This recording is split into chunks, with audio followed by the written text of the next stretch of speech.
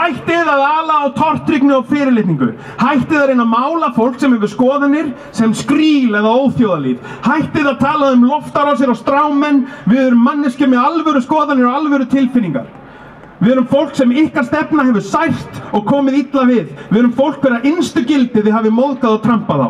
Við erum kristin, ásatrúar, búddistar, múslimar, trúleysingjar og náttúrunendur. Við erum lögfræðingar, kennarar, listamenn, bílstjórar, lagermenn og öryrkjar. Það er ógeðslega glatað lýðskrum að reyna að búa til einhvern skítastimpil á fólk sem að reyna að sýna ykkur þá virðingu að reyna að ræða við ykkur á lýðræðislegum grundvelli.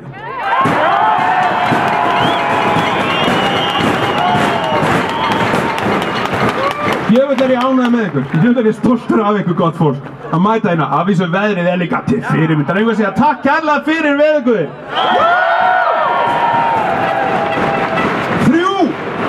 Hættið að ala á fordómum og tortryggni gagnvart útlendingum, fólki af ólíkum trúarbrögðum og hælisleitendum og sýnið þeim virðingu og reisn í samræmi við mannréttindi þeirra.